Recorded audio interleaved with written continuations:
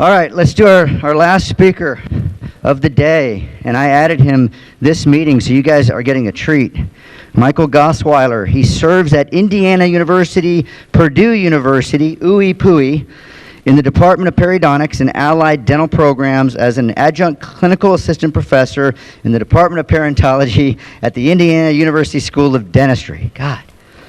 All right, his research on periodontics and dental implantology has been published in a variety of peer-reviewed journals. I haven't seen him speak yet, so I'm excited about this. So, Dr. Michael Gossweiler. All right. So, just quick thanks to the following,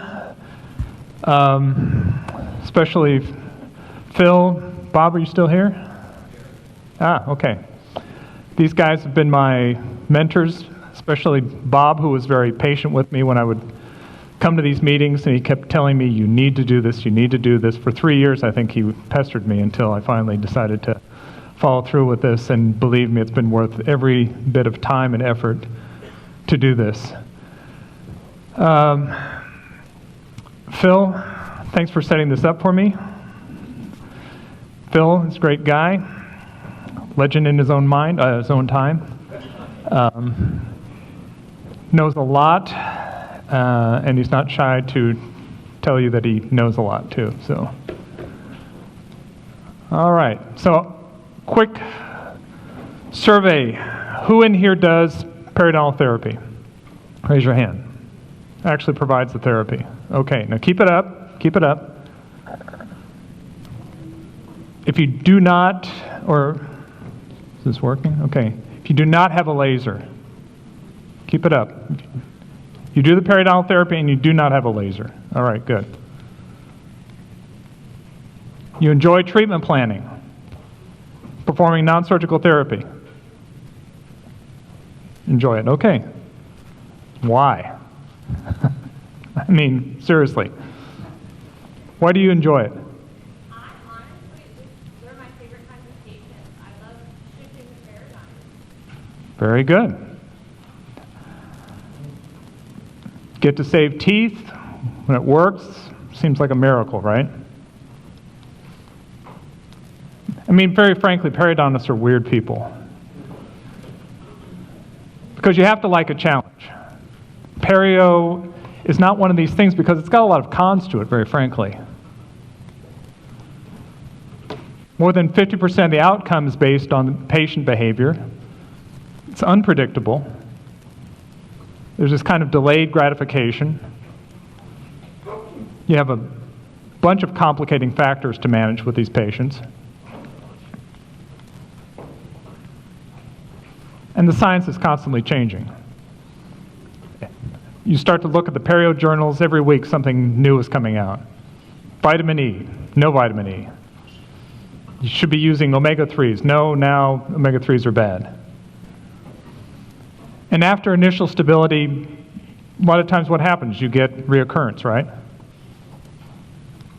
So what's going on? So I'm just going to skip over this because my story's not that interesting, other than to say that I spent a lot of time going back and forth between Europe and US when I was doing my training. And then I kind of got burned out on dentistry. Okay, sure. All right. All right.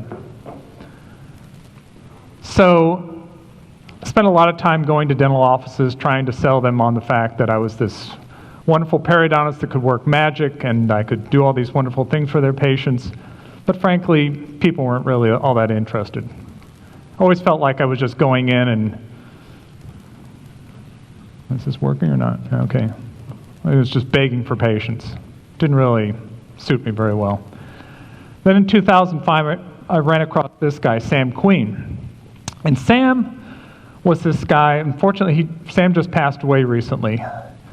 But he was this kind of, well, he was an Okie. You know, he had this kind of Oklahoma accent. And he, when he first spoke, you didn't really get this sense that he was that bright. But then once he started talking and once he started really getting into what he knew, then you really found that the guy was just brilliant when it came to metabolism and nutrition.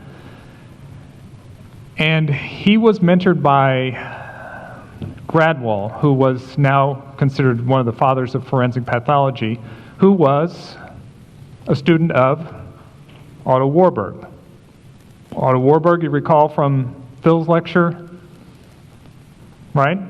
About what? What was it, Warburg? What? Yes, there you go, exactly. Let's go here. All right, hang on, let's go back for a second here. But he based all this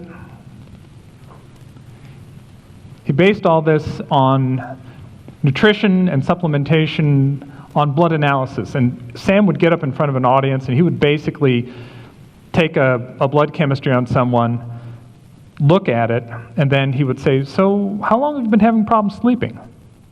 Or, you know, how long have you had that thick film on your tongue? People would look at him like, you know, he was doing some mentalist type of mind act. But he could look at a blood chemistry and really tell you a lot about what was going on with you without you telling him anything about yourself. And he based all this on these 6 subclinical defects. And so at the time when he came across with this stuff, I was really interested in it. But, you know, he had this weird thing that he was really against mercury. And I thought, oh, well, you know, I'll put up with this stuff. And Sam was very patient. He always said, you know, Michael, you're an intelligent guy. You need to look into this. You really need to do your due diligence. You need to think about how mercury affects all these systems. That's this. All right. So to him, all human diseases begin in this dysregulation of one or more of these metabolic groupings. He had these dental connections. He wrote one of the first textbooks on chronic mercury toxicity. He was an ardent proponent that dentists should be physicians of the mouth. And he had this lecture that he called A Mouthful of Evidence. And those of you who are maybe, I don't know, did you ever take any of his stuff? Yeah. Yeah, he was really a very bright guy. So periodontitis is the evidence of all 6 of these subclinical signs being dysregulated, and that the biofilms are merely evidence of this dysregulation, not the cause. He always used to say, Michael, the bugs are just looking for a good home, a place to set up a family and have fun. So by addressing the subclinical defects, then you could start to slow down this connective tissue breakdown. Okay.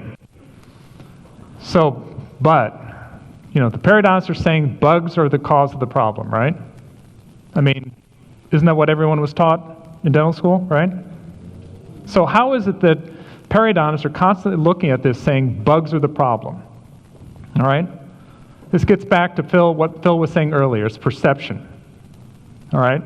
So just for a second, if you know this trick, don't tell your neighbor, but I want you to look up, and I want you to take your finger, and I want you to start to imagine that there's a clock on the ceiling, and start moving your hand in a clockwise direction, like this. Okay? All right? Everybody's going in a clockwise direction, right? Now, I want you to take that finger, and I want you to start moving it down. Down, down, down, down. Okay, keep moving it. Keep moving it. Now look at your finger. Which direction is it going? Huh? Clockwise or counterclockwise? Counterclockwise, right? Did you change the direction? What happened? You changed your perception of it, right? So, this is the problem. We're all looking at the same evidence. But the perception here from the overwhelming evidence now that, you know, periodontists and everybody look at, they all have this mindset or this perception that bacteria are driving the problem. All right? So let's look at this a little bit more in detail. Because, of course, if you go to Wikipedia, what does Wikipedia tell you? Because they know everything, right? Come on, go. There we go. Periodontal disease is generally due to bacteria in the mouth infecting tissue around the teeth. But of course, they talk about risk factors. What does that mean, risk factors? It just means you increase your percentage of the possibility of disease. But here's the fundamental question. Do the bacteria cause periodontal disease? They are clearly part of the breakdown process. Symptoms can be alleviated if you start to eliminate the bacteria. But does the elimination of the bacteria really equate with elimination of the disease? Because a lot of times you can, remove calculus, get rid of biofilms, and things look better, right? You can get rid of pocketing, get rid of inflammation, but can the patient still lose attachment around teeth? I mean, let's face it, anyone that's done this long enough, you'll see patients where they've got super hygiene, where they have no pocketing, but you're looking at nothing but roots. And it's just like the patients are melting, right? So what's that about? I mean, is that about their hygiene? Something else has to be going on, right? I mean, even the periodontists recognize this, yet because it doesn't fit into their model, they dismiss it. They're like, well, so how do you explain this? I don't know. They brush too much. Well, okay, brush too much, please. All right. So since the early days, there's been this debate about the fundamental role of bacteria in disease. So I'm just going to run through this quick story. This goes back to Paris, the 1860s. Come on. Société, so I do not speak French whatsoever, so I'm not even going to try that.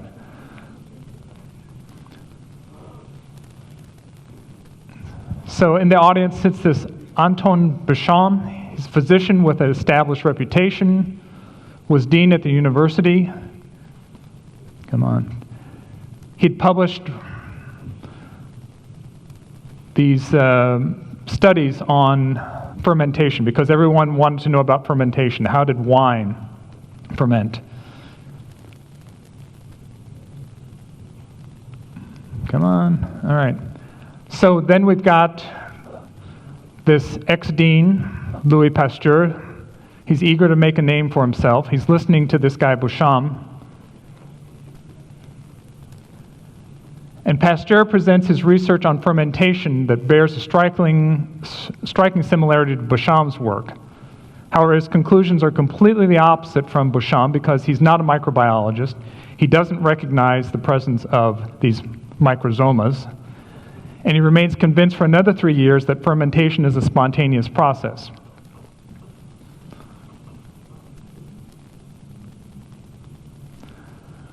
So basically what he was doing, he was basically stealing Beauchamp's work and then calling it his own, but then coming to completely different conclusions. So Pasteur had this ambition and he had this kind of flexible ethics that he would try to appropriate other people's work just because he wanted to be the guy on top. And he could get away with it because of his connections. So finally, Pasteur does come around to embracing the germ theory. Come on. But he then puts the bacteria at the center of disease, rather than seeing Beauchamp's contention was we really need to be treating the body. I mean, he was in this mindset that we need to be treating the terrain, and this was based on previous work that, so, Beauchamp didn't come up with this idea, but he basically expanded upon it. Come on, go. So he basically takes this germ theory, puts the bacteria at the center of this work, and then he basically uses it to his advantage to be able to go to the government saying, look, bacteria are the bad guys here. All we need to do is treat the bacteria. I can cure all your problems. Come on. So he was convinced that he could develop a vaccine for rabies and anthrax based on Jenner's theories. This led to human clinical trials that were, at best, unethical, at worst, illegal. Luckily, he had a physician working with him and very nearly was, I'm going to say, thrown in jail because of his experiments. Beauchamp, he continued to do his work at the Catholic University, and he continued to develop and refine the cellular terrain theory. Now, here you have Beauchamp, who's doing this wonderful work on cellular terrain. Pasteur's over here making stuff up, and yet Pasteur is the guy who everybody knows about now. Come on. This is just a breakdown on cellular terrain theory versus germ theory. Right? I mean, this should all seem familiar on the right. Cellular terrain, of course, is what Phil was talking about. Microorganisms become pathogenic as the host of the organism deteriorates. Pleomorphism, right? That's what Beauchamp came up with. Microorganisms are generally to be guarded against. Beauchamp was, look, the organisms are just doing what they're supposed to do. As human beings, if you start to break down, bacteria are going to change according to what you present them with, and then they start breaking you down because they're sensing, you know what, there's damaged material here, we need to break this down and do something with it.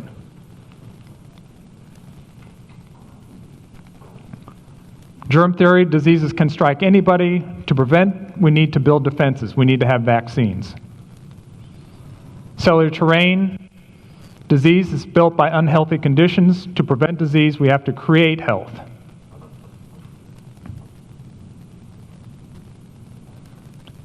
So because of Beauchamp's criticism of Pasteur, he was forced to leave his dean's position. Spent the remainder of his professional career in a small laboratory at the Sorbonne, continuing his microscopic research. So why has the mythology persisted for 158 years?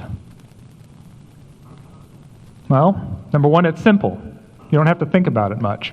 Just kill the bugs and everything's fine. And with the advent of antibiotics, that was reinforced. But what are antibiotics, really? Penicillin is a mycotoxin. We're basically using a mycotoxin to kill bacteria, right? Easily marketed. You don't have to think about it a lot. All this stuff that Phil's presenting, not simple, right? You know, you really have to think about this. You have to understand the terrain and what its function is and how that can be affected by a whole host of toxins. Yeah, it's not straightforward. I love this word, cynosure. It's basically the shiny object. Okay, bacteria, this is what's causing the problem. We just kill the bacteria, problem solved, right?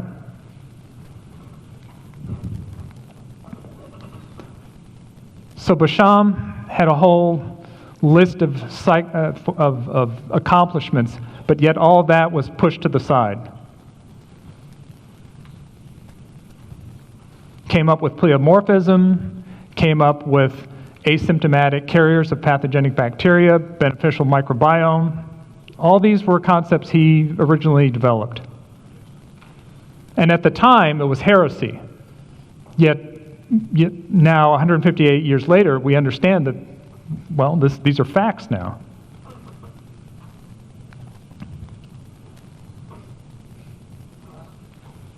He ended up influencing other people such as Royal Raymond Rife, Otto Warburg, Linus Pauling. And of course there were others in the bioregulatory field. All right. So bioregulatory medicine. This started in Europe in the 1900s. There were influences from Greek medicine, traditional Chinese medicine, Ayurvedic medicine. But there's this recognition that each person is biochemically, genetically, psycho-emotionally unique. Treatment has to be personalized. Again, this gets back to everything that Phil was talking about. We have to seek out root causes rather than treat the symptoms. We have to improve the body's innate ability to self-heal and self-regulate by optimizing the terrain. And what's the terrain? Extracellular matrix, right. All right, so this just goes right back to what Phil was talking about. Anatomic space found throughout the body. I'll just skip through this. We've already covered this, all right? What is the passage? What goes through here? Let me ask. So you guys know all this, right? Just went through it. What goes through the extracellular matrix? Name anything that goes through here. Water. Well, there's water in it, right? But what passes through here? When you've got, there's stuff going from here, from the circulatory system, and here's your functional cells, and functional cells, stuff's passing this way. So what's going from the functional cells back to the circulation? I'm sorry? Well, ATP is in the cells. Cells are doing what? Pooping, right? Toxins. All right, they're excreting. So they're going to get rid of toxins. Toxins are going to pass through the extracellular matrix, get picked up by the lymphatics and taken away. But what's coming out of the circulatory system going towards the cells? Nutrients, right? Oxygen, right? The cells are basically being supplied, and everything passes back and forth through this passage route. Nutrients, come on, go. Oxygen, hormones, toxins. So remember, we were talking about this morning. An epithelial cell is stupid. I mean, it basically, in of itself, it doesn't know what to do unless it's being told what to do. And the way it figures out what it's supposed to be doing is it's communicating with its neighbors. It has all these connections, these cell-to-cell adhesions, these various mechanotransducers that are telling it, okay, you know what, you're supposed to be behaving as an epithelial cell. You're basically supposed to be keeping stuff out of the body. And so in a normal, healthy environment, you've got all these various connections, these tight junctions, adherent junctions, desmosomes, and then, of course, you have these connections here at the bottom to your basement membrane, right? Come on, let's go. All right, this is just going through, it's all the different things that are in the extracellular matrix. There's a lot of action going on in the extracellular matrix.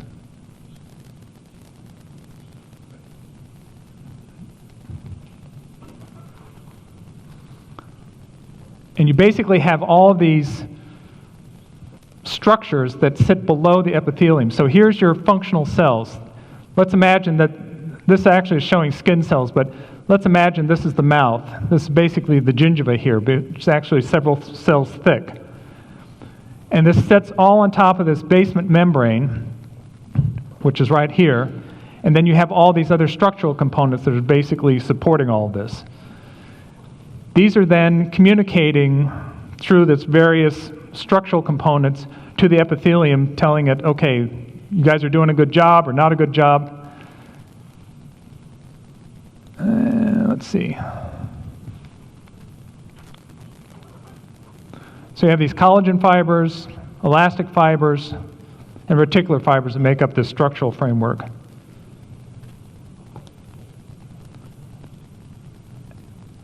And then all of these are connected by these adhesive proteins, fibronectin, laminin.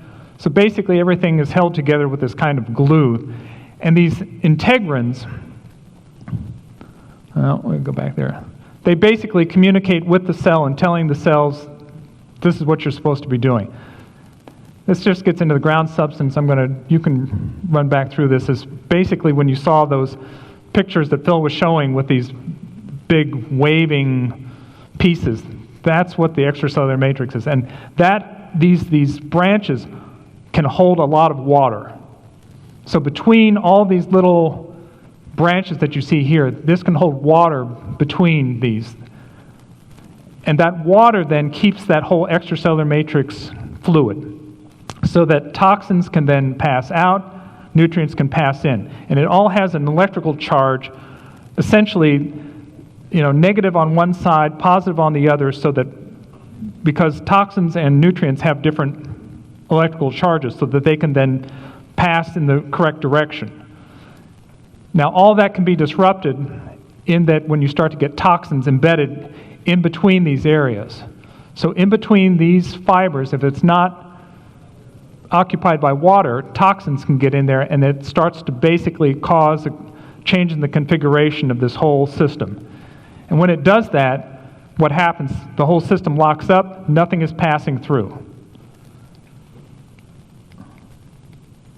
Come on, go.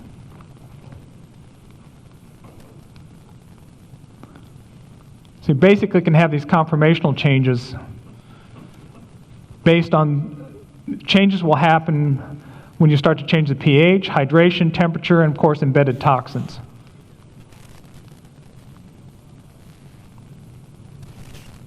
All right.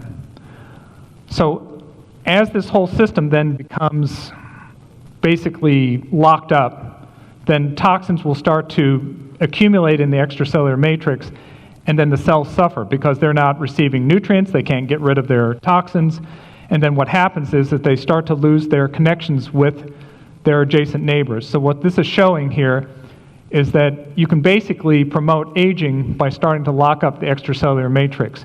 And what happens is you start to get these gaps between the epithelial cells. Now this is showing like the lumen of the gut, for instance, but you can have the same thing with the gingiva. Any area of the body that is designed to keep bacteria, fungi, viruses out has this barrier function. And if that barrier function is inhibited in some manner, then what's going to happen, you get these gaps that start to appear between the cells. And then, of course, what happens? You get a spirochete that is swimming along here, and then he's looking for a nice home, and suddenly he senses, wait a minute, I smell something here that I like. So what does he do? He sits right down in this area right here, loses his flagella, that he's been swimming along, and then rather than becoming a motile cell, becomes ascension. Basically, he sits down and says, okay, I'm going to form a home right here. In doing so, then, they can start to move into this lower area. So depending upon their oxygen requirements, so you have different types of bacteria, right? You've got facultative anaerobes and you've got obligate anaerobes. Obligate anaerobes, what do they like to do? They like to get way down in here. So all these periodontal bacteria that people, that periodontists love to throw the names around, Treponema denticola, Actinomyces acetomicometans,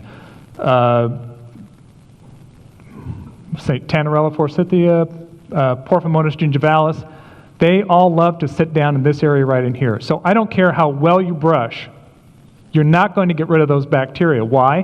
Because they're down in here. They're not sitting on top here right here. So when you do those bacterial tests that are showing you different types of bacteria, all you're really showing is how leaky the person is. You're not really showing what kind of biofilms are sitting on top. All right?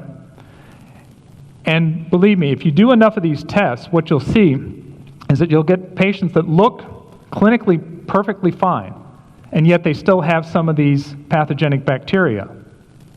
So why is that? I mean, if periodontal disease is a bacterial-driven disease, shouldn't everyone that has these bacteria, shouldn't they have periodontal disease? Right? But that's not the case. All right?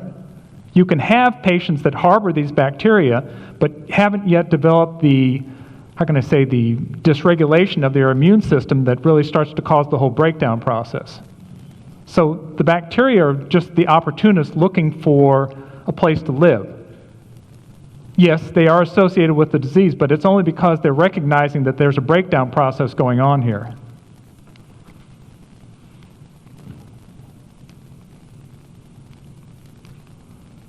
So I'm just going to run through this here, and that's it. So what's the functionally weakest point in this system in periodontal disease? Anybody know? Want to venture a guess? What do you think is the weakest point? Bob, what do you think the weakest point is? Attachment, right. Junctional epithelium. All right? Because you have a hard tissue and you have this junctional epithelium. And interesting thing on this thing is, this is a conveyor system right here.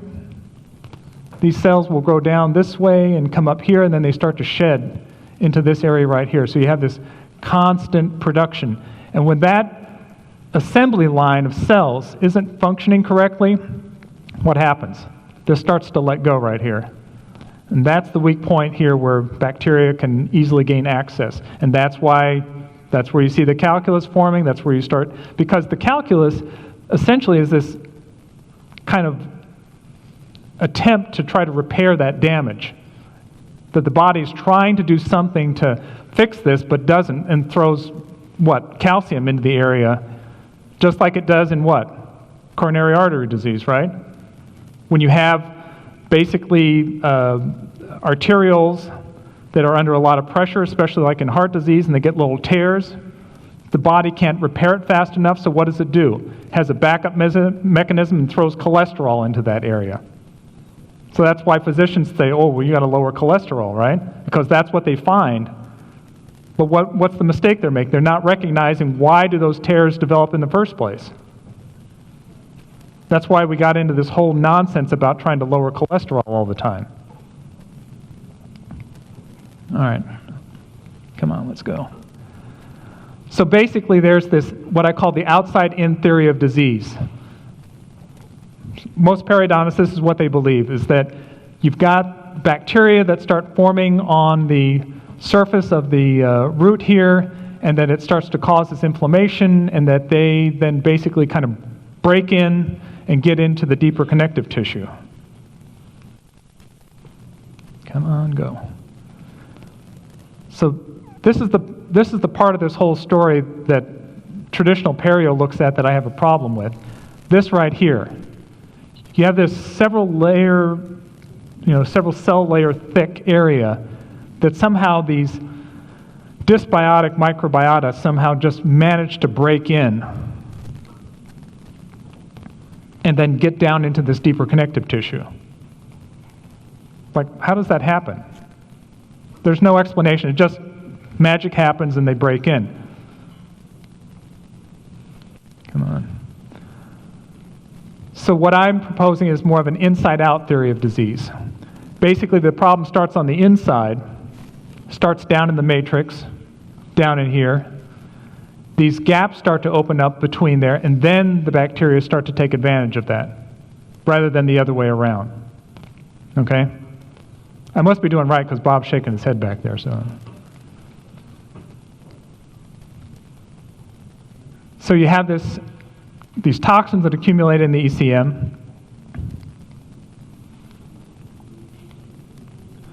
Enough accumulate in the ECM that the normal exchange of nutrients and toxins is disrupted. Now there's any number of different types of toxins or things that can happen, and it doesn't necessarily always occur exactly in this fashion. So I'm just letting you know that it doesn't happen exactly this way always.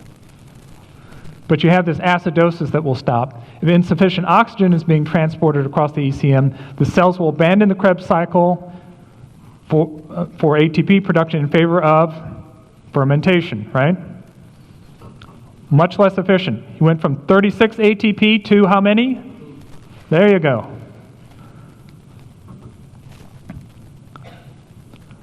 This was a nice little thing that I found on the extracellular matrix, and it was talking about how when calcium is released, so that Sam used to talk about free excess calcium, and I never quite understood that until I saw this.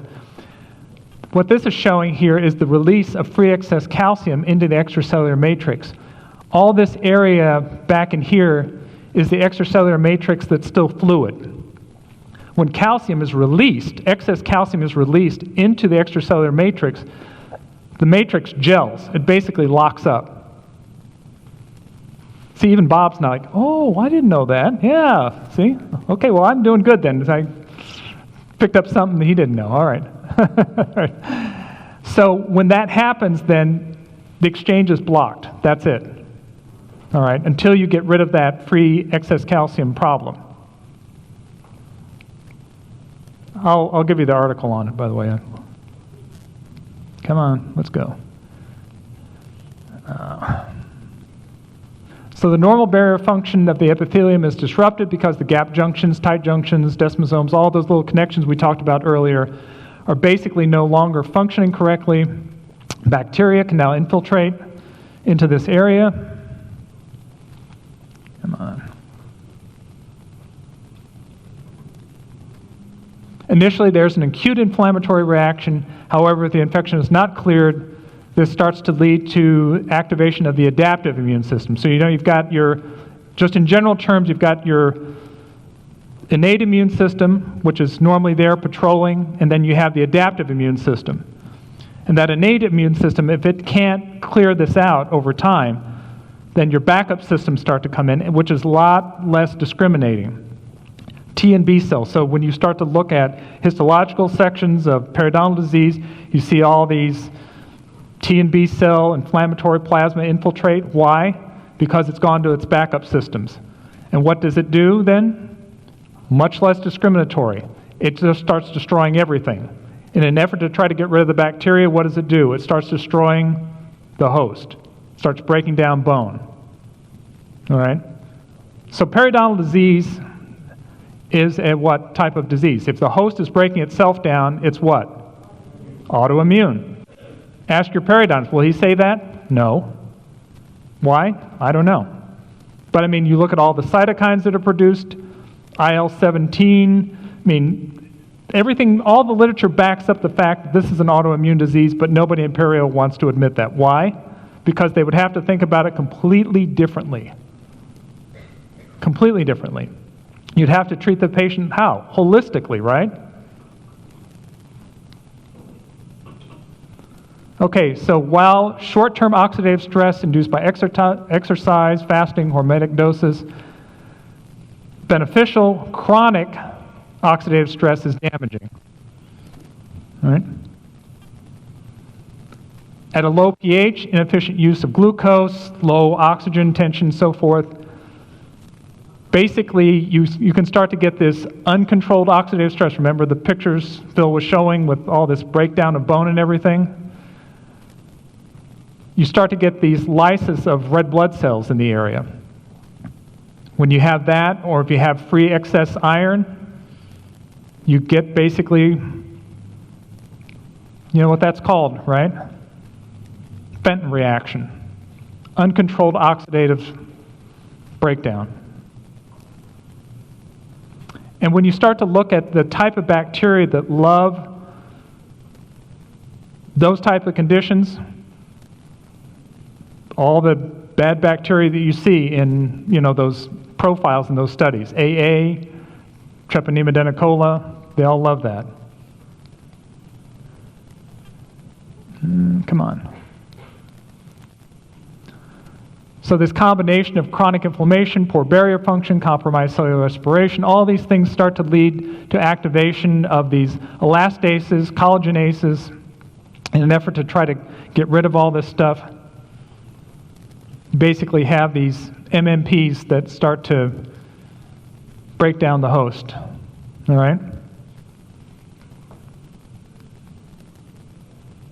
Autoimmune disease.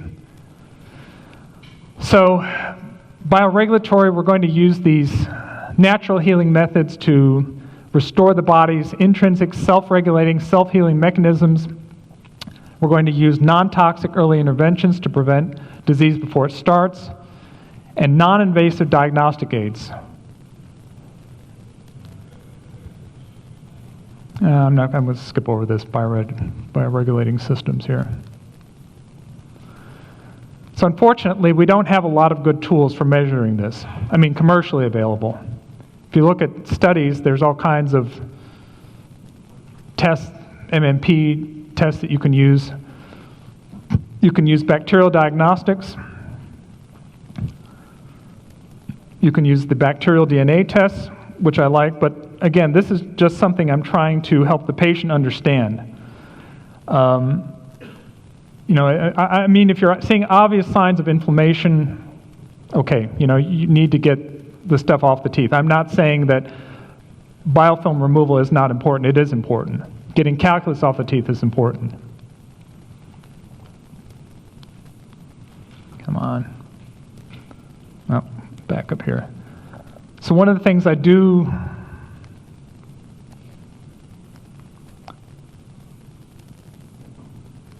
come on, go. Yeah, go ahead. So besides checking the DNA, which is this regular test that you're showing there, Mm-hmm. would it be necessary to check the pH of saliva in much of it? Absolutely. We'll get, yeah, I mean, salivary pH, but of course salivary pH can differ from one moment to the next. I mean, if I give you a piece of cake and you start eating it, your pH is, right?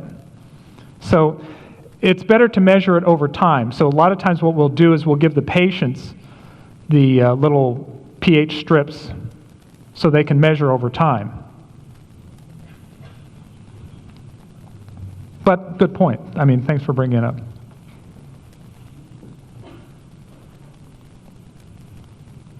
Come on, go. There we go. Photos I find are always useful, letting the patients know where they started out. Patients sometimes have a very short memory on some of these things. And don't use the little cameras with the, how can I say, fisheye lenses. I mean, use, where you have normal, how can I say, you don't have any distortion of the teeth. It's much more effective. You can also do genetic testing for single nucleotide polymorphisms, also called SNPs. These I use these if we're trying to make a big decision on whether or not to try to save teeth, or especially if the patient has more generalized disease. If they're showing a lot of risk factors for genetic, for self-breakdown, then yeah, we might decide to start taking out teeth and perhaps doing implants instead. Chairside vitamin D testing I find very useful. Remember, not all bone loss is due to periodontal disease either. You can have attachment loss due to root fractures. You can have attachment loss due to primary traumatic occlusion. It's not real evident right here, but whenever you see recession, where the recession has kind of a pointed area to it. Anybody know what that's called? Sorry? No? It has a special name. It's called a Stillman's cleft. It's almost like somebody had cut into the gingiva. Whenever you see that, that's almost 100% that is a tooth that's under some sort of traumatic occlusion. And that's the reason the patient's starting to lose attachment in that area. Come on, let's go. Of course, teeth can be moved outside the velar housing. I mean, I know orthodontists don't like to hear that, but if patients had ortho and they usually had it at a later point in their life and they tried to expand too quickly, then of course you can get a lot of recession. So always check to see if they've had ortho. Oh, come on.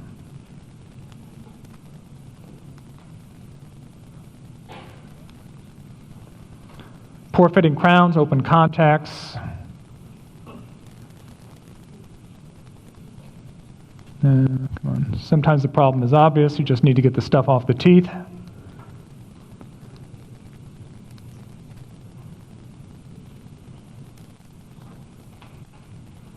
Sometimes you have to go in surgically.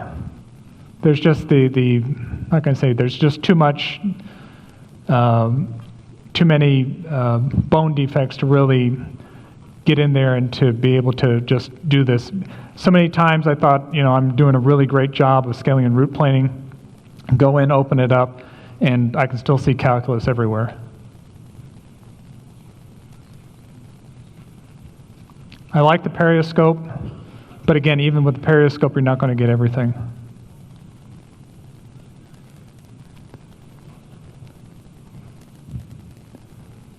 I don't need to repeat everything that Phil was saying about the extracellular matrix. I mean, basically, my emphasis on all of this is you can certainly go in, treat locally, get rid of toxins, get rid of calculus on the teeth, but it's only going to do you so much. If you don't treat the patient themselves, it's just going to come back again. Simple as that. Come on.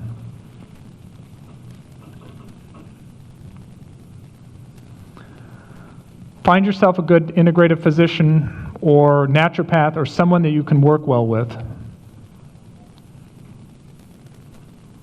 If you help them to understand how active periodontal disease is a reflection of these subclinical metabolic defects, then you're providing them with a diagnostic tool as well. So this is the kind of cases that would just drive me crazy. Patient comes in, basically she's never had any pocketing whatsoever, but she's been losing attachment. Never smoked, good control of her blood sugar. She worked in a compounding pharmacy that basically were, she worked with people who were very holistic to begin with.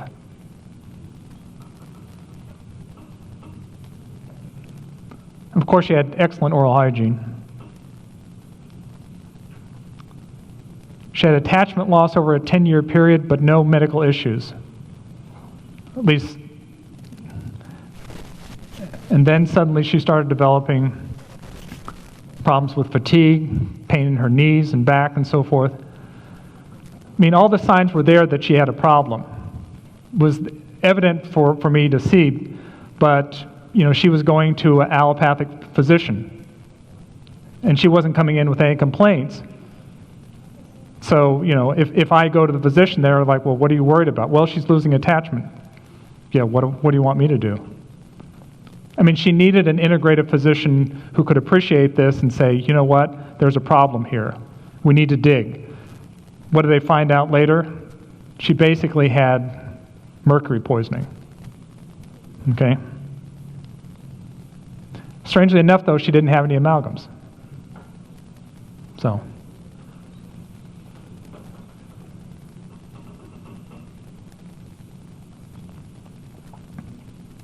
Yeah, elevated mercury and lead, yeah.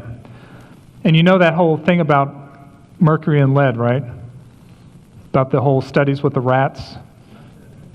Yeah, okay. Because they act synergistically, it's not additive.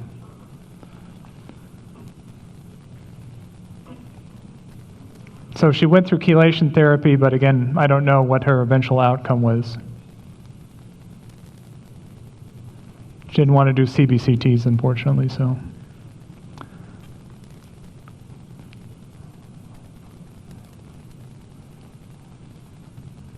All right, so I looked at this as a failure, just for me not pushing and not really trying to get her to follow through.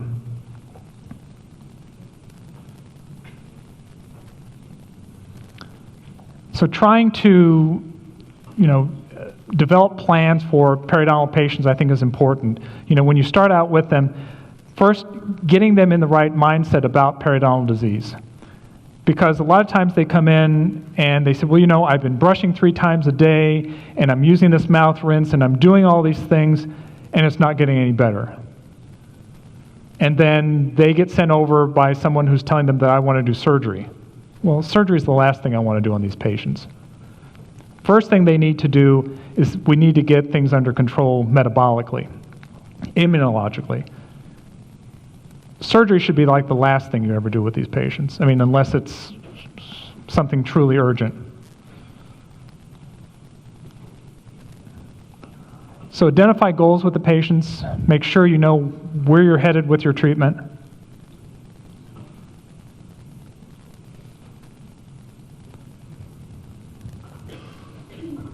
But we never really figured out what was going on with her bone loss or why it was happening. Recall shouldn't just be about a cleaning. And again, if there's anything that really helps to build value into any type of maintenance program, it's asking them about other things that's going on. First thing we're asking, how are you doing? How are you feeling? How are you sleeping? How's your therapy going with Dr. So-and-so? Oh yeah, it's going great. Or no, it seems to be going sideways. Phil talked about patients are coming in with their lists. You have some patients that will tell you nothing, and others they will come in with a whole list and then just start going through the list. How's your general health? Usually what we're asking them is, what are your energy levels like? Are you sleeping well? What are you doing to stay healthy? So basically we're making this part of their medical exam. And we're trying to help them as much as we can and trying to basically complement whatever the integrative physician is doing. And patients will often say to us, unfortunately, if they have an allopathic physician, they'll say, well, you seem to care more about my health than my physician does. Probably. I put this up here in case you're interested. Design to Win. Sam's widow, Betty, still runs this, and she still has articles. So if you ever want to go back and learn more about any of these acid-base balance, anaerobic metabolism, any of these, you can go to designtowin.com, and they've got a whole series of articles. So Sam gets really deep into these areas, and you can really start to look at various types of things you can start to tell patients about how they can correct these metabolic defects.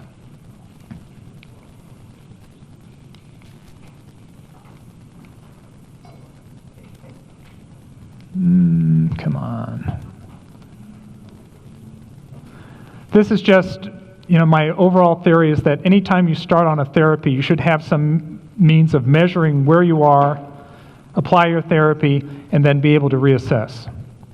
So same thing with the perio. If have something I'm trying to treat, whether that's trying to reduce their attachment loss, okay, we're going to take photographs, we're going to do oral DNA, we're going to look at whether or not they're actually having any additional recession. But then also I'm trying to work with the physicians, trying to make sure that all these other metabolic defects are addressed.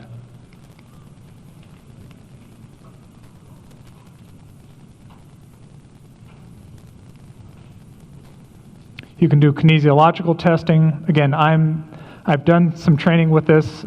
I find that I'm really no good at it. There's other people that are much better at it, and I send that out to, because I work with probably about 6 or 7 different integrative physicians. Some who do that in their office, some do EAB testing. There's a wide variety of means of trying to assess various levels or various toxicities that the patients may have.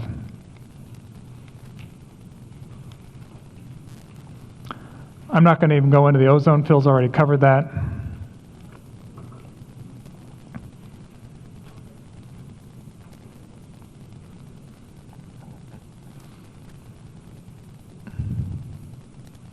I like that with the ozone. Oh. All right. Microbiome modification. Again, Phil mentioned some of this, but these are just things to, again, we're trying to not only change the underlying terrain, but we're also trying to provide, because it's a synergistic environment. The epithelium, especially in the gut, those bacteria need the correct type of fermentation going on in order to stay healthy themselves.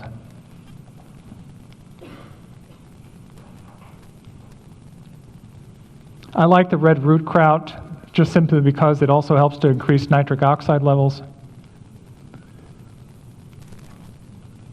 I'm just going to go over this real quick because I'm running out of time here. toxin elimination, glyphosates, fluoride. You guys got all that already.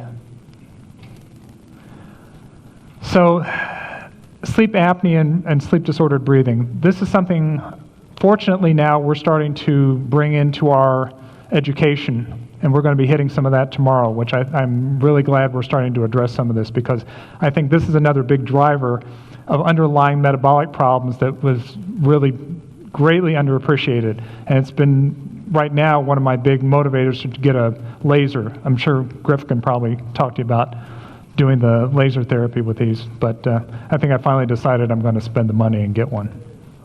Yeah. All right. NIR is near infrared radiation, so that's another one, but that's for another day. Chronic use of antibiotics, heavy metals, petrochemicals, lasers, we talked about that, can be a useful tool.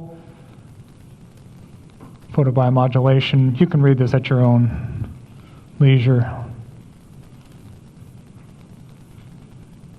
You can go online and find all kinds of stuff on near-infrared lamps and how to set up your own little near-infrared sauna at home in a closet somewhere. High-intensity interval training, again, just induces an oxidative stress like the ozone does.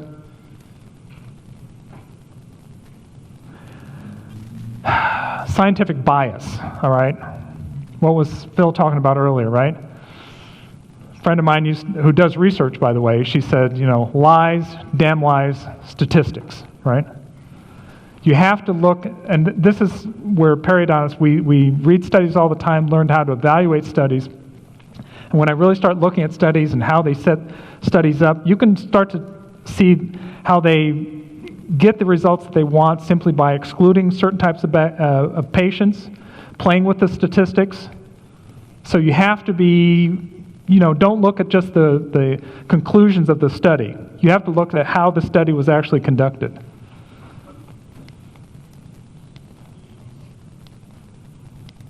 All right, I think that's it. Embedded toxins. All right, so wrap it up. Questions? Sorry, threw a lot of stuff at you really quick. Maybe like one or two. Okay. Yeah. Are you doing the SMT? Get the mic if you could. No. So are you actually doing testing to look at the single nucleotide polymorphisms, or are you sending? No, I don't do it frequently. Okay. Like I said, I do it in cases where we're trying to make a major decision about whether or not we're going to try to keep some really compromised teeth in the patient. Patients maybe had, let's take for instance, they've had like 50% attachment loss. And we're at the point where the teeth, they've got some mobility, they've had some shifting of the teeth. And we're trying to figure out, okay, do we spend the time and money doing the ortho to bring the teeth back into alignment? Do we then try to stabilize those teeth and then keep them long term, do some splinting, maybe with crowns? Or do we just take everything out and start doing implants? I mean, I don't want to be like the, on television where they're just taking everything out, sticking in implants right away. We want to try to save teeth if it makes sense. But if it's something where there's too much dysregulation, they've got way too many toxins and we're just really kind of working uphill against this, then we may decide, you know what, this is kind of a losing effort here. And that's one of the other tools I use then to make that decision. Because if there's too many SNPs that are working in the wrong direction, then okay, then it's time to, yeah. Wait. So just to follow on the previous answer, so if there is too much dysregulation, and if you extract the teeth and do the implants, would there be a higher chance of failing implants? Absolutely.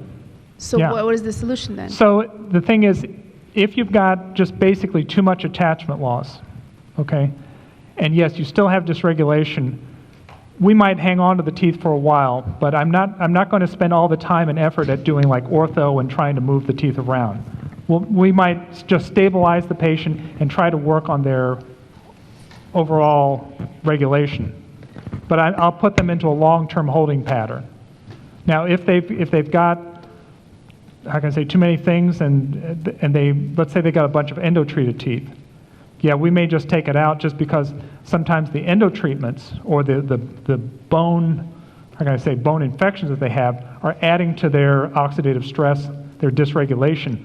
Then we need to get rid of that. So I mean, yeah, there's a balance there, but sometimes, you know, you reach a point where the teeth themselves have become toxic. And then at that point, we just say, you know what, forget it. It's not worth it to try to save that. Now, in fact, I just had a case of a gentleman. He had cancer of the left side of the tongue. We waited. We put him into temporaries for like 5 years while we got him in shape. And then finally, you know, we had enough regulation of his other metabolic problems that we're able to come back in and do some implants, a few down in the lower anterior. But it took a while for us to get to that point, but we were we were taking these really compromised teeth and just trying to work with that for a long time before we got to the point then we came back and then took everything out. Yes, he continued to have breakdown around that, but we weren't going to spend a lot of time doing ortho or putting fixed prosthetics on somebody like that.